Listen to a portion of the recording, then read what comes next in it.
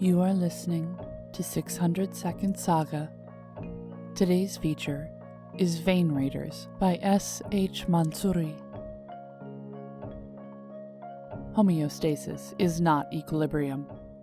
It's a balance, a delicate, flowing exchange, an everlasting metabolic dance. Neither dancer is permitted to stop. The music cannot end. Equilibrium is death to all living things. That is the first rule of vein raiding that I learned. That, and never harm the infrastructure of the patient. Specialized intravenous mechanisms of nanomedical science, or Simons, as we call them, changed the entire field of medicine. It wasn't necessarily the smartest guys in the room that ruled the schoolyard anymore.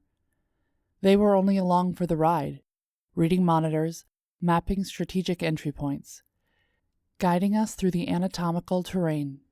We thought we'd seen it all. Pilots always think they've seen it all.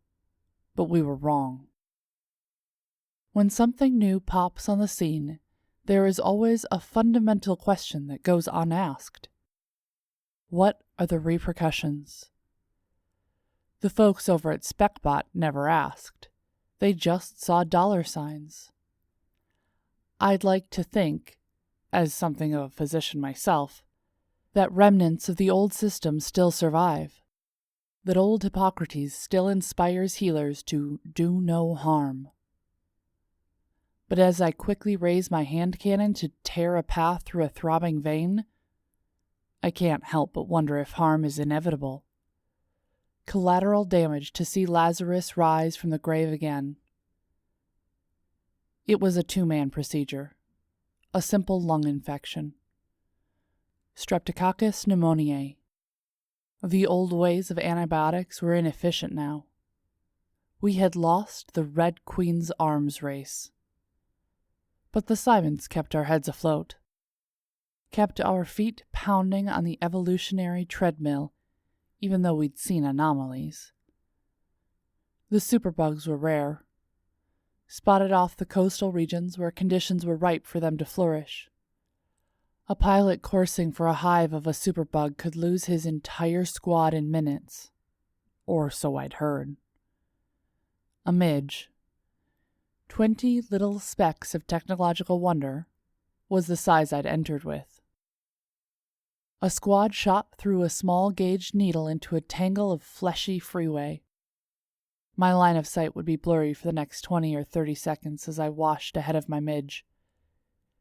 It's like watching someone descend a waterslide, first-person view, only digital and less wet. The operating room had been cleared of all unnecessary personnel. This was a special case. The president was ill. She lay still on the table, throngs of tubing and fiber optic wires sprouting from her body. Dr. Warner had warned me that her case was one of the anomalies, a superbug that had plagued her for weeks. So I brought Hawkins along for the ride to keep the internals adjusted. No harm in helping homeostasis along for the day. Hawkins and his midge would push the electron transport chain to capacity, priming cytochromes, pumping protons, and splicing nascent proteins to length, while I made my way into the lungs. And when I got there, I was greeted by a single Simon, armed to the teeth. It was tearing through tissue with small projectiles packed with TTX, a toxin that slowly shuts down sodium channels and eventually causes death on a microscopic scale. This was no simple lung infection. It was a cover-up, an assassination attempt. The foreign Simon had attached itself to a large antibody, twirling through the lung matrix while lying waste to my squad with bursts of heavy metal. Every hit minimized my chances of success. Every miss necrotized the president's lung tissue.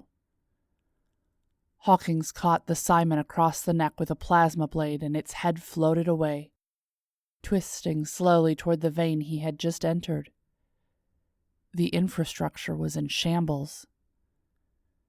Before we disconnected and jumped out of our suits, I shot myself up to the Simon's torso and eyed the inscription on its chest. Specbot. This was Vein Raiders by S.H. Mansouri. Vein Raiders was first published in The Machinery, a literary collection. Check our show notes for links.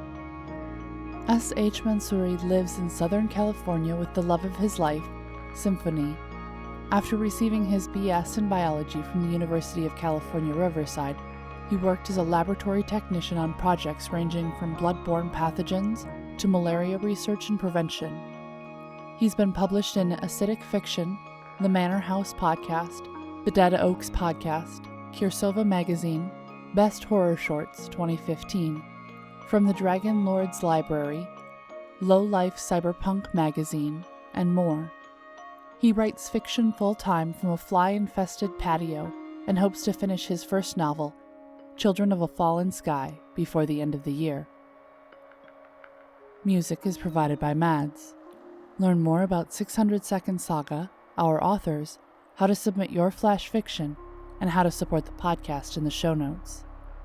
This has been Mariah Avix and 600 Second Saga.